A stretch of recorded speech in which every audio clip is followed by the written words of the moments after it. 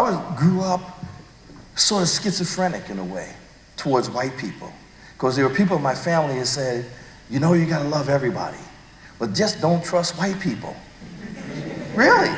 Because if you trust white people, you see, you can get ripped to shreds, you know, because they're not trustworthy, you know. And then my relatives say, well, that's not true of all white people.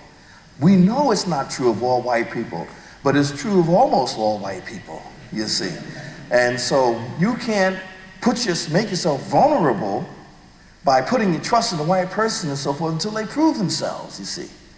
And if you do, you can end up getting stabbed in the back, ripped to shreds and that sort of thing and what have you, thinking that putting your trust in that person was the right thing to do.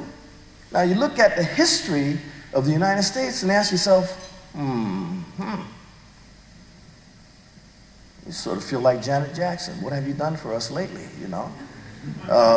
Why should I be trusting you, you see? I was kind of nervous, what have you, because the history is grim, you see. But that's if you look at the history from a jaundiced, racialized perspective, right? If we can free ourselves and look at the history from a different perspective, we'll see that in the whole struggle for equality in the Americas, there have been people of European descent in the forefront of the movement. And there are those who are even martyrs, who sacrificed their lives and were killed, what have you. They're part of my family. And they are white people, and some cynic in the audience is going to say, yeah, he only trusts them because they're dead now, right? Well, no, I'm not saying that. I'm saying they're part of the cause, they're part of my family, and so on. But I had to learn, and this is how it came to me. I was sitting and thinking about distrusting white people. See, we spend a lot of time trying to figure out how to make white people feel comfortable. You know, may not realize that, but we do. A lot of time figuring that out. So, I'm sitting there and I say, I said, darn, I'm having a real problem here in trying to sort this out. How am I, I met some nice white people. And then a thought popped into my head, Reggie. And I said, yeah.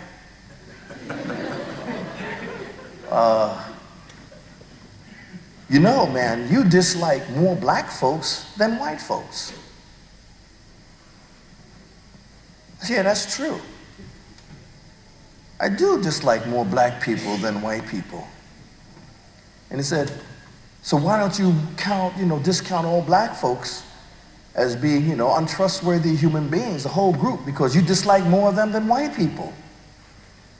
And I said, wow, that's kind of cool, but I can't do that. I'm black and I'm okay. Yeah, that's true. So what are you going to do about that? I said, well now, I guess I have to change my attitude and change my own feeling about, and the basis upon which I put trust in other human beings. So the idea of dislike of persons is not a criteria upon which to measure whether or not you accept or you reject. The beauty in all this is that our kids, none of this stuff has been transferred to our kids.